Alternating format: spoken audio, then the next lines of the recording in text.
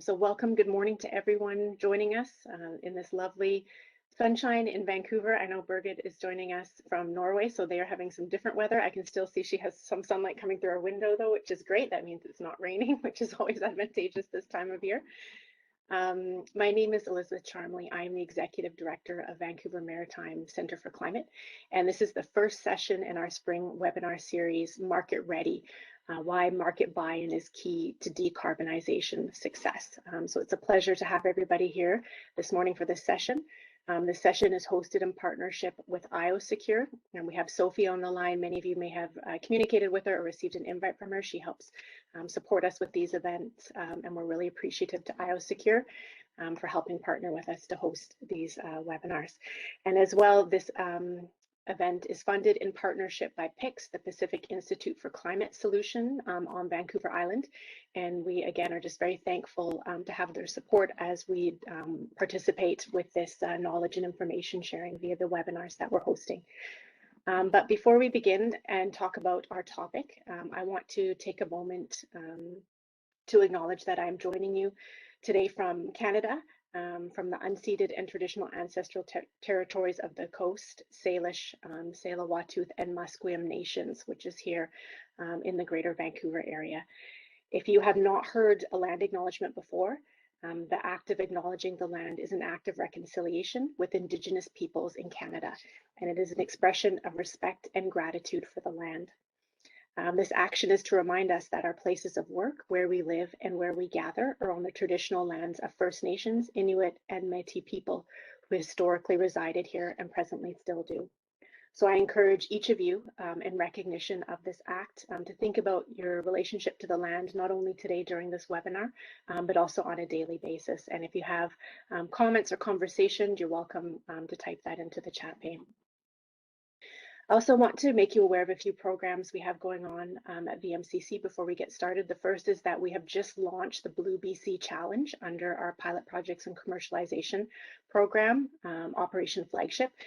This is a call for innovator or supplier applications. We have 5 implementation pathways there that we're sourcing solutions for: the end-to-end electric power, end-to-end low carbon intensity and renewable fuels, port-based efficiencies, deep sea energy consumption for deep sea ships, and general performance improvements.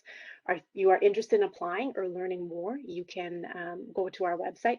And if you are interested, if you're running your operation, be it ship owner, port, or terminal, and thinking, I need help sourcing for one of those 5 categories, please reach out to us. You can become a Blue BC adopter.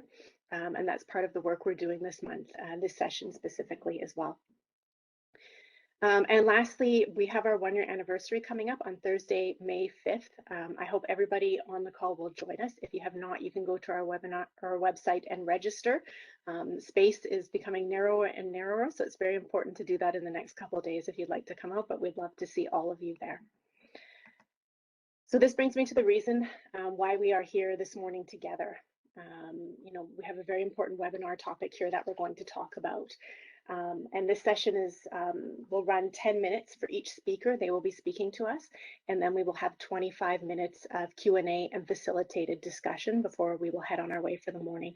I want to encourage everyone who's joining us to engage as much as possible.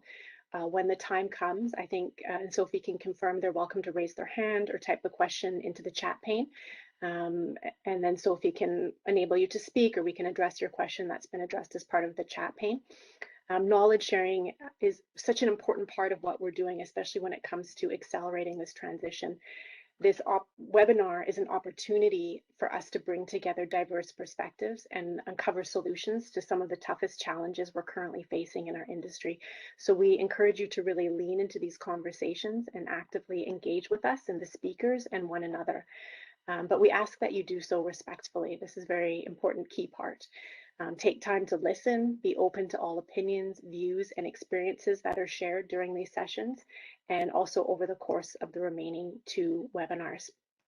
So to make some opening address on the purpose of our webinar today, in my time working at VMCC, I've noticed that there's a lot of programs within the Canadian ecosystem that support BC innovators, including funding, incubators, and accelerators. But our focus at VMCC is to get to zero. And to do that, we need to make sure that we're providing those same resources for the players in the industry who actually have to implement and make those changes within their operations and organizations. They are the ones who have to face the wind, so to speak. So in response to this, as I mentioned about the Blue BC adopters, VMCC has created a coalition for marine and transport, shipping transport operators, or how we refer to them as asset owners, buyers, adopters. These are ship owners, terminal operators, port authorities, energy providers, or anyone who's operating on the ocean or 1 degree removed from the ocean, who is looking to actively source solutions to decarbonize their operations. This coalition works together to share risk, the risk of piloting, financial risk, resources, information sharing, anything like this, and including working through VMCC to source these solutions. And they are called the Blue BC adopters. We are working directly with them to help bridge gaps and identify and address barriers they're facing when it comes to technology uptake. So this morning's session is really geared towards providing them with information, resources, thought discussion partnership through our 2 speakers, Nadine and Birgit, who will speak with us this morning about how we have Nadine joining us from the BC perspective here, giving us information. And then Birgit is joining us from Norway to help provide us with an alternative perspective so we can learn what others are doing elsewhere in the world. So first, our first speaker, I would like to introduce Nadine Diner. She is Director of Programs at Innovate BC. She directs the design and implementation of Innovate BC's growth, funding, and talent programs in the BC tech innovation ecosystem, working with government, industry organizations, program partners, and funding agencies to support and drive the growth of BC businesses while advancing our economy. She has worked in academia, charitable not-for-profits, government, industry, research, and media, and she has extensive experience building strategic partnerships and working collaboratively with external program partners and other funding agencies. Nadine, it's a pleasure to have you with us this morning. I'm going to stop sharing here and hand things over to you. Great, thank you so much. It's a pleasure to be here. I'm just going to queue up my slides.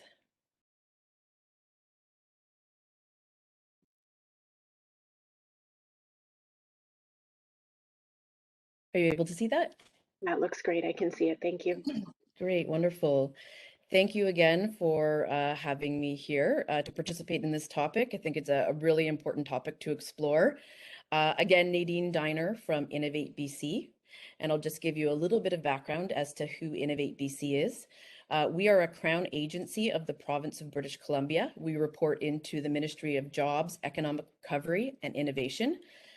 Innovate BC helps to foster innovation in BC so that British Columbians in all regions of the province can benefit from a thriving, sustainable, and inclusive innovation economy.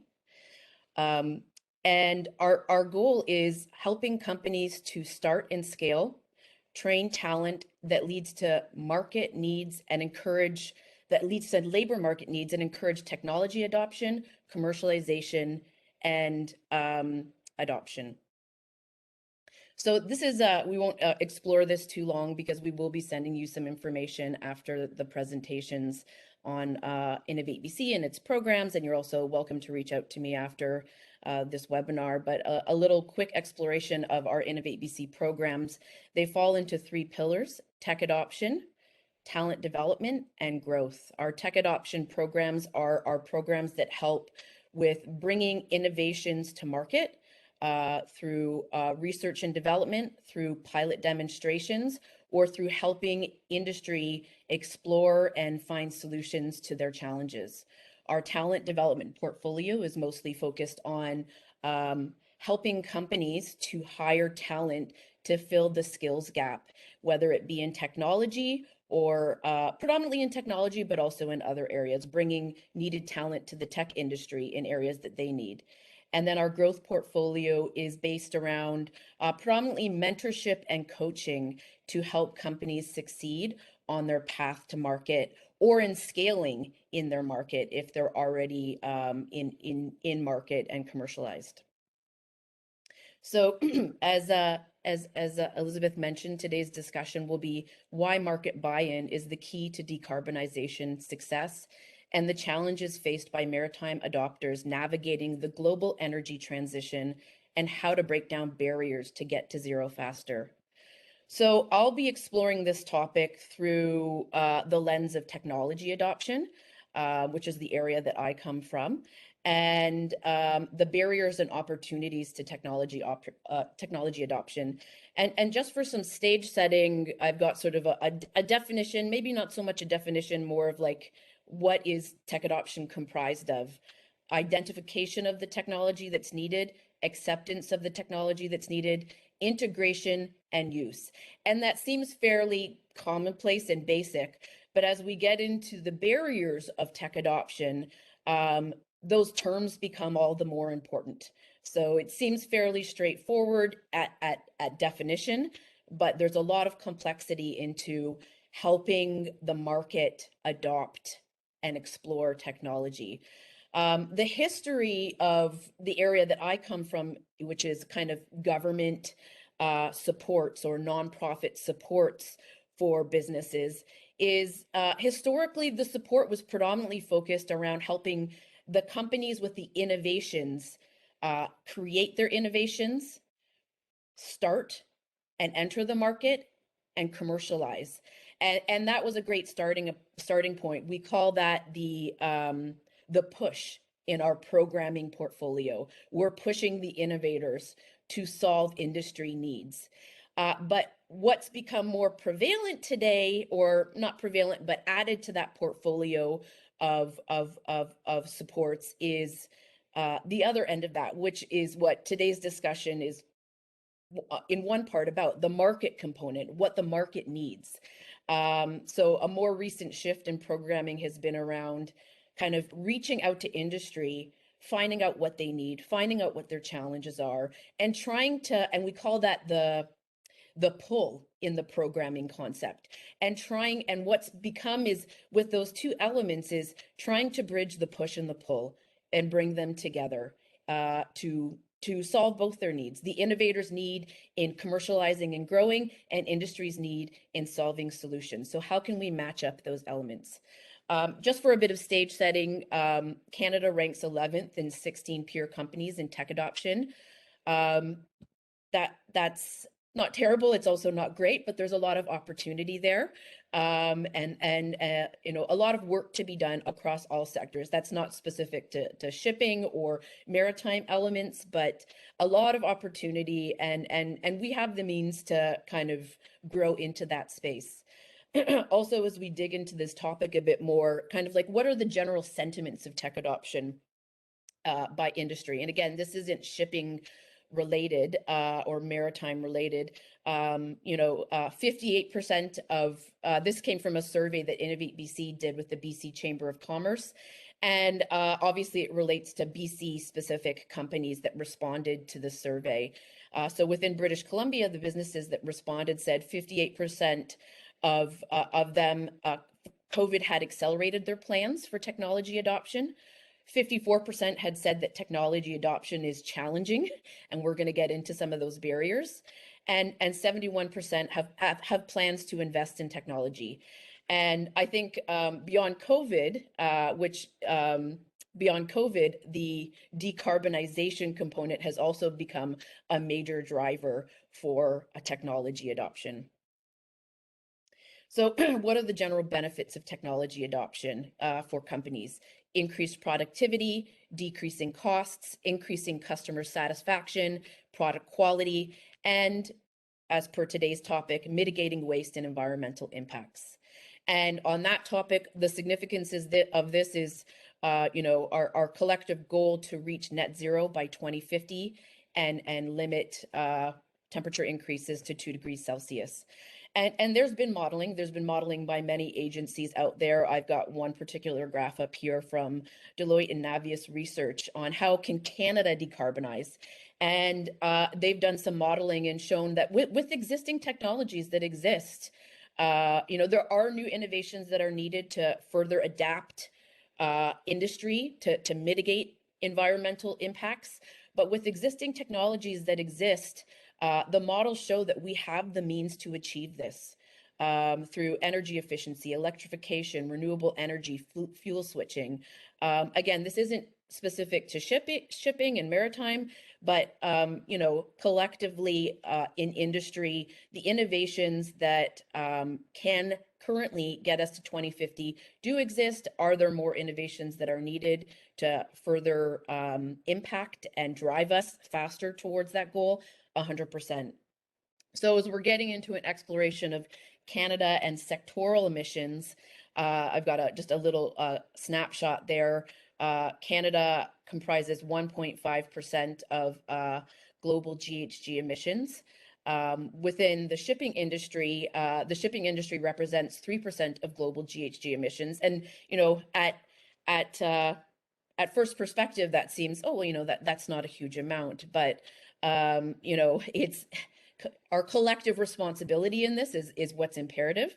And when you factor in the shipping industry is increased by 10% between 2012 and 2018. There's growth happening, exponential growth happening, and maritime trade volumes are anticipated to triple by 2050. So there's for the importance of the environmental goals and for the importance of mitigating the impacts that can come from further growth, these are incredibly important factors. Technology adoption in general, there's a lot of opportunities, increasing sales, improving quality and value of the product, removing task redundancies in staff. And what I wanted to highlight from this page is that mitigating environmental impacts is there, but it's towards the bottom. The business of economics is what's incredibly important to businesses. And it's not that they don't care about environmental impacts. It's that the survival of their business is of primary importance. So how can we help with that? And then digging into the maritime tech adoption opportunities specifically, we've got alternative fuels, we've got alternative energy, solar and wind, data and digital technologies through sensors, predictive analytics, and AI. And I think that data component is going to be a major driver. It's a low-hanging fruit that can help industry to understand what information they currently have and how to optimize it. General barriers to tech adoption, talent stands at the top, funding right below it. As well as many other challenges, internal organizational barriers. This is when we come back to that definition, change management, acceptance of technology. So, and again, we will be sharing the slide deck here so you can both dig into these percentages a bit more and also kind of do your own explorations of it. Access to funding is another major component. Understanding what funding is available for businesses to pursue to help them acquire the technology they need to decarbonize is important. And this scale, again, this is from an Innovate BC survey that we did with the BC Chamber of Commerce. R&D budgets internally within organizations aren't at the level that they need to be pursuing the technology adoption that's needed to remain globally competitive, and also, more importantly for today's topic, to achieve the decarbonization needs within their industry. And so that's something that we need to explore and help with. Maritime barriers, so stepping away from general tech adoption barriers to maritime and shipping barriers, international issues and regulations.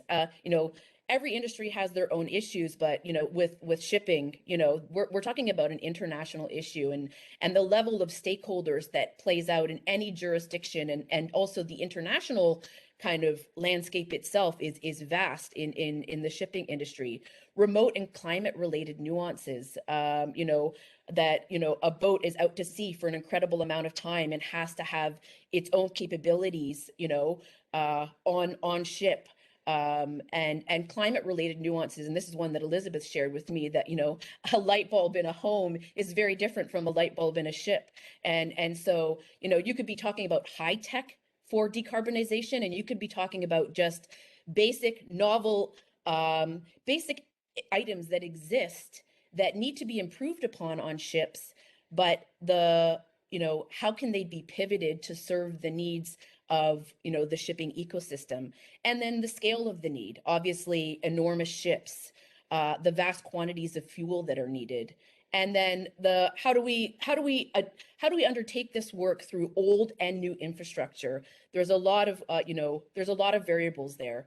And then in quickly exploring other, the sentiments of the maritime industry, this actually came from a Marsh and McLennan deep dive on decarbonization. Regulatory uncertainty stood out to be kind of what the maritime industry perceived as a major challenge. Beyond that, it was, sort of the availability of zero carbon fuels, the availability of zero carbon vessels. So, the innovations exist. It's or some of the innovations exist, but there's a scaling need that needs to happen within industry. And so there's a lot to work on there. But there's also a lot of opportunity. Kind of the issue can seem a little daunting. The barriers can seem daunting, but the solutions and supports are there. And again, this slide will be circulated after the deck or after the webinar. So we've got international collaboration, obviously through the work that Elizabeth is doing with her team in the Vancouver Maritime Center for Climate, the Getting to Zero Coalition, talent funding. Innovate BC has some programming to help with this. Pallet Skills is another agency, just to name a few examples that can help with building programs to help industry. R&D funding. Again, Innovate BC has R&D funding, and I understand that the International Chamber of Shipping is working on R&D funding to help with this decarbonization issue. Pilot programs, I think, are imperative. If industry is concerned about the adoption of tech to decarbonize, we need to help them explore these innovations before they procure them, to sort of de-risk them. And pilot programs are a key component of that de-risking factor to help industry see how a clean technology can help them not only mitigate their environmental impacts, but also optimize, increase productivity, and the other benefits that come along with that. And then innovation challenges. Again, Elizabeth said, the VMCC challenges that they're working on. This is an incredible opportunity for industry to come together and collaborate. And there's other agencies that are working in this challenge space. And I just like to say, Innovate BC is happy to be part of this conversation. We're glad to help, and we're very happy to be exploring how we can contribute to this topic further in working with the companies and the sector as a whole. And so I invite you to reach out to me after the event to explore what you're doing in this space and how we can help you. And thank you very much for your time. That was great, Nadine. I think just incredibly useful information and really spot on with today's topic that we're discussing. I mean, when I look at your slides there, and I saw we have a few questions coming in, but I'm going to hand things over to Birgit pretty quick to keep us on time.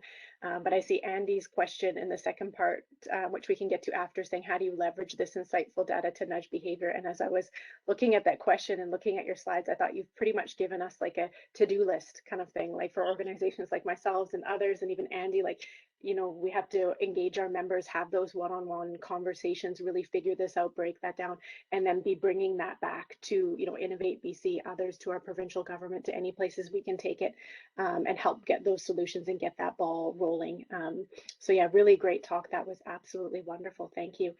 I've got the two questions from the chat pane noted, so we will get to those when we open the floor for discussion. And now I would like to introduce Birgit Liodden. She has one of my favorite job titles ever. She is founder and chief mermaid of the Ocean Opportunity Lab in Norway, with short for TOOL. I know her just through network connections, but also I follow her on Instagram. This is a side note. If you'd like some, more personal perspective and to see what she's doing professionally, we hope you will follow her there as well. But Birgit is definitely an industry leader when it comes to next generation and sustainable leadership in the maritime industry. And she's been doing this for more than a decade now. She is a dedicated spokesperson for young professionals and women in global shipping. She is the founder and CEO, as I mentioned, of the Ocean Opportunity Lab, the working chair of the Norwegian Organization for Environmental Boats, and she's also on the boards of TECO 2030, the Factory, Greenstat, Bologna Foundation, and Conico. I hope I'm saying the last one correct. And with that, I will hand the floor to Birgit. It's an absolute pleasure to have you with us here, in your case this evening, and for us this morning. Thank you so much, Elizabeth. And I'm actually sitting and doing this webinar from the head office of TECO 2030, who is going to produce fuel cells, hydrogen fuel cells for the maritime industry moving ahead in order to really ensure us to succeed with the green shift.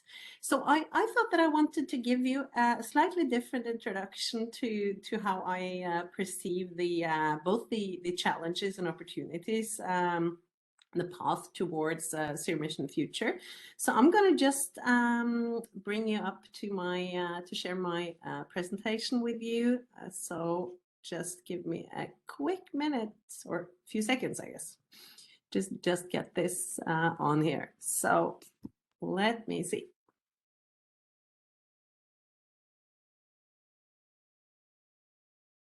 Here we go. So as Elizabeth mentioned, I have been working in this industry since 2006, and my background started with working at the global head office of Wilhelmsen Group, one of the world's biggest ro-ro shipping companies. I have been focused on the next gen and the combination of bringing in next gen environmental and entrepreneurial thinking, but from within the established corporate side of our industry over the past 15 years.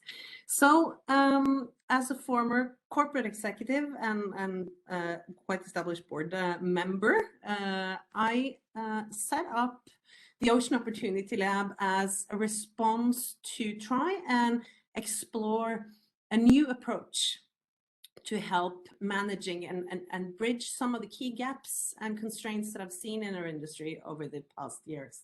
So the Ocean Opportunity Lab is the world's first interactive ecosystem map and a resource matchmaking platform for innovators across small and big and across the ocean, renewables, and circular solutions. Our aim is then really to connect startups and established actors beyond what you do in specific individual programs to accelerate the pace of sustainable innovation and the industrialization and commercialization of their solutions. So when we start with my key goal and the long-term goal I'm working for and that we are built on is that the ocean industry doesn't need to cut a percentage, but we need to build really completely emission-free and waste-free solutions as an industry. And we need to do that based on completely new business models where we look at regenerating life and resources in the ocean rather than reducing and jeopardizing the future generations moving forward. So that's our start. Then our key focus is really to empower generation cleanup.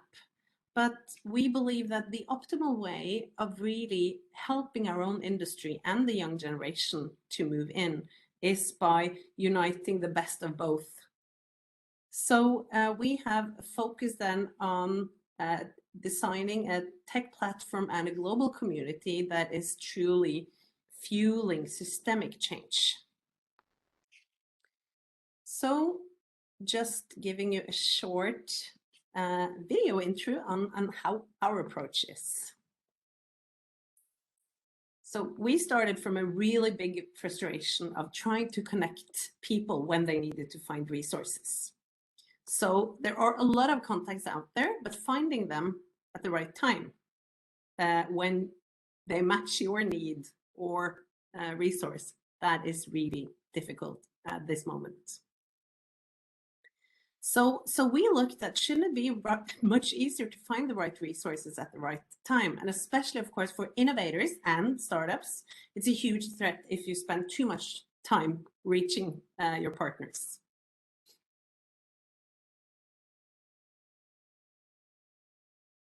So what we see typically is that you will need suppliers, pilot customers, funding, and people at the same time.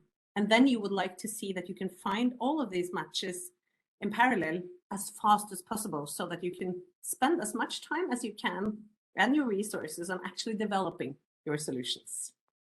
Then the other issue is, of course, how do you become found?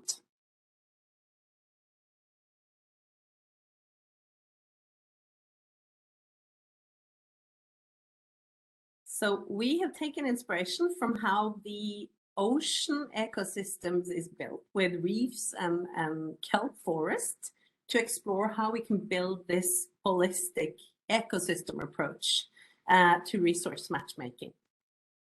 And a focus that we really have, which I think is, a pain that is experienced by anyone who works with innovation, which we call the innovator's constraint.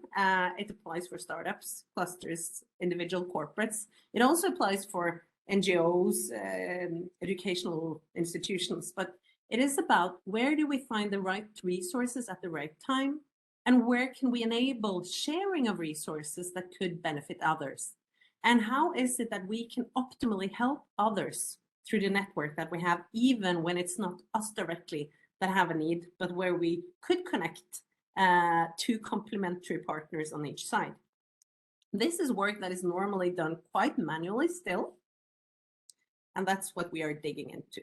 So it was mentioned a little bit before by Nadine, the need to really bring in solutions and technologies from across sectors.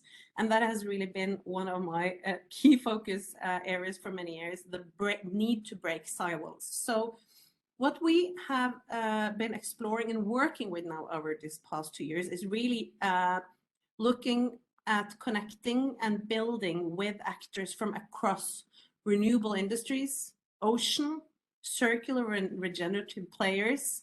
We have looked at both the combination of global corporates and the startups, innovators, the students, and of course the industry clusters.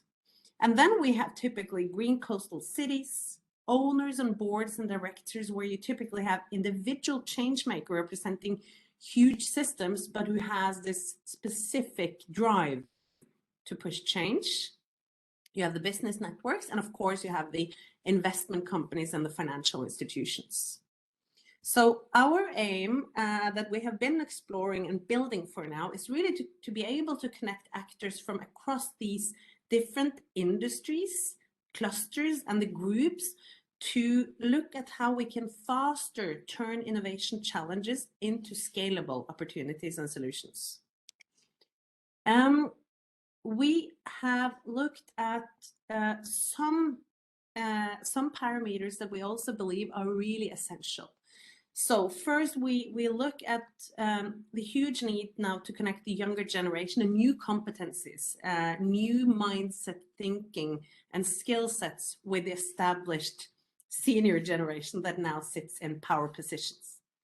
As I mentioned, cross segments, cross silos is something I really believe is key. Some of the most interesting solutions moving forward are the ones that we find when we connect across the zones, tapping between the established historical or traditional industry segments. We have also been very dedicated to build by, with, and for founders to really explore how is it that we can build on the terms and based on the needs of those who are change makers, whether they are building commercial companies or they are founders from within the spin out of an established corporation, or whether they are more kind of social entrepreneurs building up regional initiatives that are strengthening our industry and community as a whole. We do believe very much in the importance of borderless matchmaking, removing a lot of the barriers between time zones, regions, and kind of the access to finding the optimal resource matches, regardless of whether you are based in Canada or Norway or in Asia. And we also believe that it is instrumental when we're going through an era now of huge disruption and a number of parallel shifts, that we also embrace this opportunity to create this change from the inside so that it doesn't really crush us from the outside. I'm really happy Nadine brought in the focus on skills and talents, because we have been nerding a bit into superminds and the focus of the power that comes when we unite the best of people and technology. What we work after is really to look at now the need for global solutions to resolve global problems.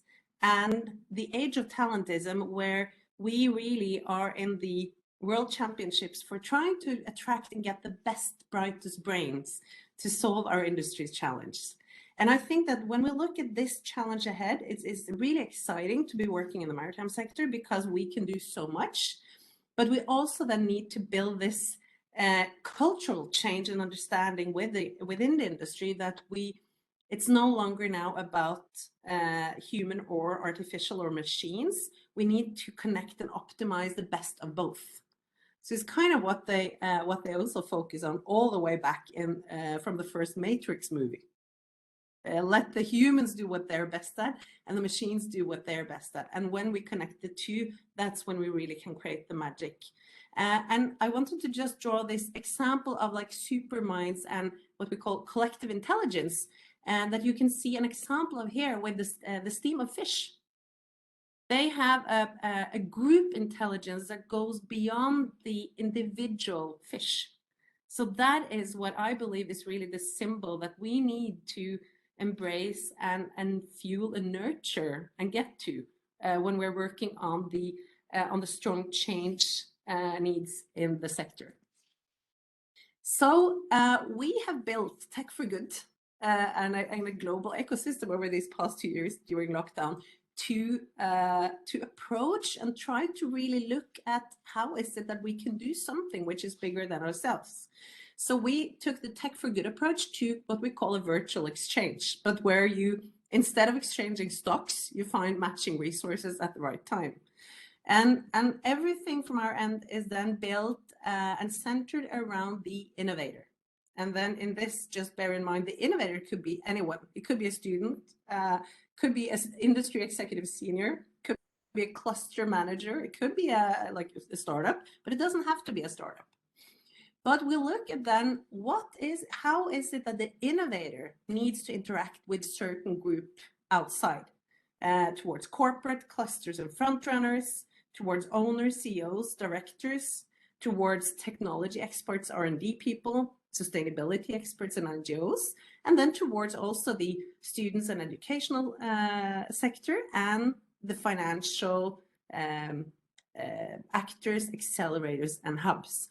So we have analyzed and worked a lot on the generic resource needs now over the past 2 years. Then we looked at resource matchmaking really as the core value creation for our community. So we have focused on how is it that we can both connect needs and contributions to search and match on a number of levels, where we look at the individual level. You are a resource who can contribute to others, and you also will at any time have the need to connect with other resources.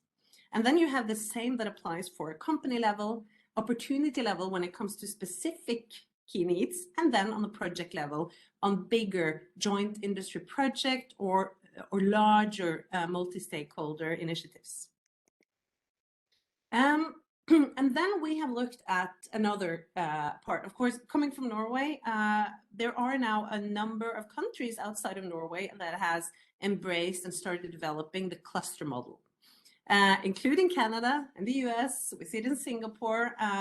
The cluster model is amazing for fueling innovation and really taking down individual risk, time, uncertainty, and really help drive the market for scaling and piloting and exploring innovation technologies.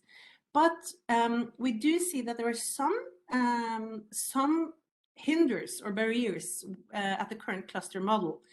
And so we have analyzed how is it that we can pivot the cluster model and then enable even better the industry's group intelligence.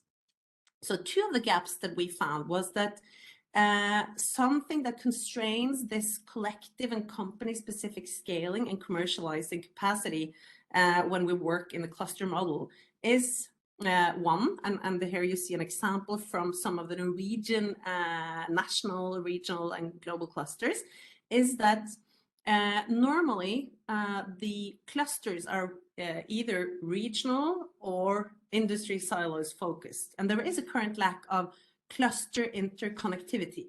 So there is a lot of focus that the clusters want to enable this interconnectivity, but it's done on more manual basis. So it's really work consuming, and very often the cluster or organizing managers, they have high education, they are amazing, and they're really skilled, but they have the generic factor that very often there are too few heads and hands rough to the solutions and the challenges that they are put to resolve. Then there is a lack of real-time navigation. And coming from our industry. I just want to let you know that you have 1 minute left, okay?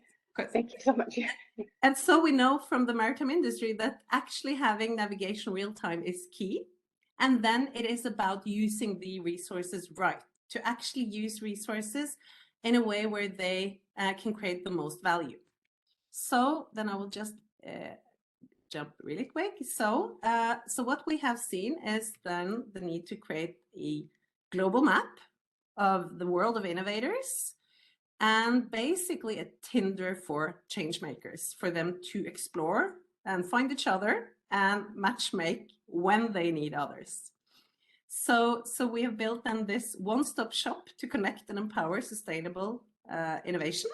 And this is just some few of the examples of where we're today, where we see that we have the big industrial players alongside small or medium startups and scale-ups, and where they can find each other regardless where in the world, which region in the country, or which industry segment. So this is then my contribution into this discussion that we will go into now. How is it that we can fast track the journey towards new and clean solutions? So on that note, I will just round off and stop sharing, and then we're ready for a talk, Elizabeth. That was wonderful, Birgit. And I love that last part. I feel like Americans are really into apps and things like that. So that's very appealing for people to see, like a Tinder for innovators, you know, how they can just scroll through and browse. That's something definitely I would love to follow up with you about outside of this, because I think we have VMCC members who might be interested in participating in that as well. So that was just incredibly interesting to hear the both talks from the different perspectives and see some parallels and then the different conversations happening around those similar discussion points. I want to open the floor now for comments from our guests. We have a few questions that came in, which I will put forward. The first one is for Nadine. The question is to ask, what is the data source for Canada ranking 11 out of 16 in tech adoption? Yeah, I can actually drop that into the link. It's from the Conference Board of Canada, and I'm fairly certain it's their own research. So I'm just going to pop that in there so that everybody can have a look at that. Yeah, an interesting breakdown of how Canada maps out with it's actually innovation specific. Sorry, my slide sort of misspoke there on tech adoption, specifically on innovation, but it maps out Canada against a number of countries and also breaks it down by province. And, you know, the best way to improve is to understand where your weaknesses are. So it's, you know, it's challenging to see where we rank, but I think that's the opportunity, is to explore where we can improve and how. That's really great. Yeah, I definitely appreciated all the data that you had in there specific for our region. And I appreciate you sharing that link as well.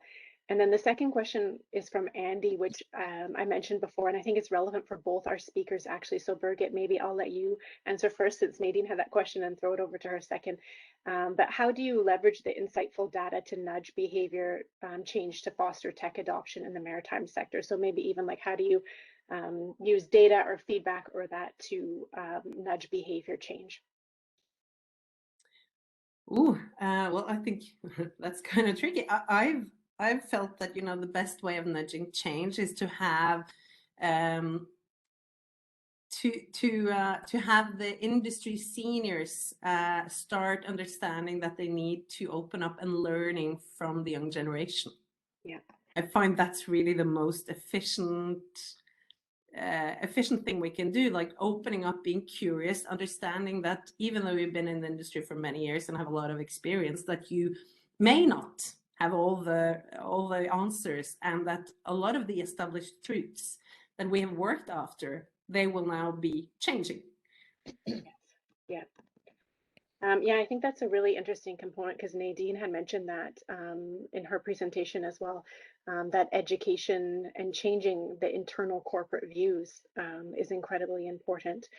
So Nadine, I asked the same question of you, is how have you guys leveraged that insightful data to nudge behavior to change and foster tech adoption in the maritime sector, or just another sector that might have parallels to maritime? Yeah, well, we use the information internally to guide our programs and how they can better serve both the innovators, the push, and industry, the pull. So how can we adapt our programming to serve the needs of what's happening in industry? And if it's not our programming, which sometimes it isn't, we're liaising with the federal and provincial government and other supports in the industry to look at how we can help to solve this issue. But on the using data to nudge behavior component, I just wanted to add, I think an important component there is like piloting and de-risking, which I mentioned in my presentation, and that's helping industry to see what innovations have the potential to do, you know, without having them having to take that risk to procure it first. So I think, you know, when industry can see real-time data playing out in a live industry setting, whether that be in a mocked industry setting or in their actual industrial site, and having that pilot or that demonstration of that innovation being kind of supported financially so that they're not having to put in the funds to test it out, it can help them to see, you know, the data that comes out of it, both the benefits, as I mentioned in my presentation, the benefits to their business, and also the benefits to the climate related, you know, issues that we're facing. And that's the bridging that needs to happen for many of these companies that are concerned about how do I remain competitive while also decarbonize. Yes, yeah, that's very valid points. And I can see we have some questions and discussion popping up in our chat pane regarding, you know, your tool spawn platform. I can see, yeah, our members are definitely interested in learning more about that. So maybe we can get them involved there. And I see Andy has asked the question, could you describe any early wins? And this is something I had kind of made a note of too. You talked about this breaking down silos, you know, and we've often thought about this as well, to bring in tech from other sectors to help us meet our challenges that we're facing. But also a very important point is that, you know, we don't need to invent new things. We can actually adopt what is existing and meet our targets. So I'm just wondering, yeah, about your early wins or any interesting cases that you may have seen, you know, where you had some technology come in from outside and you were like, wow, that I didn't think of that, and now we're doing this. That's really interesting. So yeah. And I think I want to bring forward two cases that has been really cool, and one of them involves a Canadian actor even. So this winter we have been working with the Grieg Shipping Group and their foundation and WWF. They have been running now the early phase of a big 3-year project to work with Filipino port cities to reduce their plastic waste by 50% over the next 3 years. And there we use tool in a way where WWF, they worked with local partners in the Philippines, and then they selected us as their global scouting and mapping partner. And then we scouted and mapped and analyzed which were the key innovation areas that they couldn't cover locally. Yeah. Then we did a global scouting with a number of our partners, and we managed to come up with then a range of solution providers from all around the world, including then Plastic Bank from Canada, that then made the finals and then being brought forward for the next stage of the process, where they're then going to build a fully A to Z circular value chain to move plastic from being a problem into becoming a resource. Then on the other side, we have worked with another big traditional ship owning companies, and one of their spin-outs who is going to build a floating factory for waste material from the forestry industry. And there we were able to match them and their resources, who's normally used as just, you know, dumped as waste. And then we connected them with a battery company on the west coast of Norway that comes from the oil sector in the background. And the sawdust from the shipping spin out is now being developed and industrialized as materials for producing active carbon to replace nickel in batteries that will later on be able to be used for our industry. Wow. So those are, you know, completely different actors. They wouldn't know each other. They come from both different regions and different industry fields, but they are compatible when you look at them. You have a resource, you have a need, and bang, you have the match. Yeah, and I really love that too, because it creates that circular economy, so to speak, Which right? we need. We have industries producing a certain type of waste and other industries who can take that and utilize it for something. And we're often, recently, we've been having more and more discussions about how we can utilize, or what could be the purpose to help waste from forestry or industries like this to possibly creating alternative fuels, which, as Nadine mentioned, ships are using a lot of fuel. We need to scale alternative fuel in order for industry, specifically our ship owners and the operators, to convert and choose something else. Those are absolutely wonderful examples. I love that. So interesting. So yeah. Are there any more questions? I have a huge list of questions to ask our speakers, but I don't want to roll over anybody who's in the audience who has something to put forward. I was frantically typing away during both sessions with lots of comments. So I will continue asking my questions, and if I see a question pop up, that will be the next one I'll ask. But I'm wondering, you know, from Nadine, Birgit and VMCC are kind of working in similar and parallel spaces. I'm wondering if you have any advice that you could offer our organizations. Like, you have a lot of experience over the years, and you might say, here's some areas or ways we could see this connection making, you know, collaboration sort of improving. Yeah, I mean, I feel like you guys are already on the right path, you know. I mean, tangible partnerships and collaborations is what's key. You know, I think a lot of times in a kind of the environmental mitigation space, there's a lot of commitment, and I think that we need to turn that into tangible actions, and so and tangible matchmaking. And so I love what Birgit is doing with her tool. I think that's incredibly important, and the also the coalescing of industry opportunities is also incredibly important. I can say for myself, you know, and the agencies that work in the support space, there's many of us, but our resources are lean. And so we need to collaborate and see how we can help you and pool our funding and pool our programs to support these needs. And so, and one thing, like right now, Elizabeth and I are actively doing is sort of mapping out projects that, you know, VMCC has underway against, you know, Innovate VC programs, and how can we like actually kind of connect those items and drive forward some projects. So it's not just an exploration of what are you doing and what are we doing. It's like, let's actually match make the need with the solution.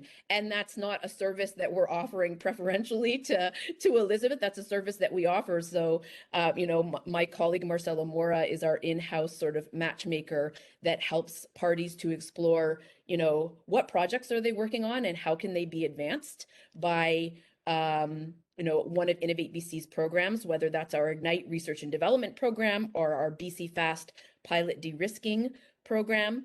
And if it's not an Innovate BC program, we're more than happy to help you explore what you're working on and how we can actually connect you to somebody within our larger innovation ecosystem that has the program and resource that you need, whether it's funding or talent. And so I think a lot of the great work is already underway, and it's actionable, tangible collaborations.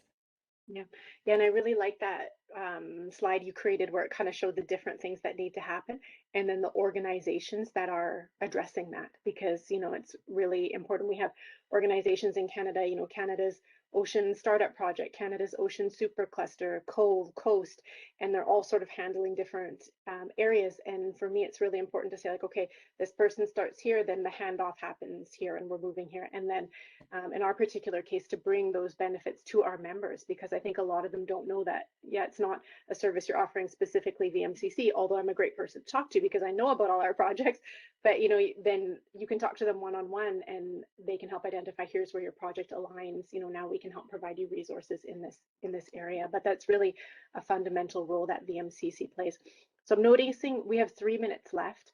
I'm just going to ask one last question here that I think is really important, and it just has to do with resiliency. So this is the first time as an industry and the world is really addressing climate change.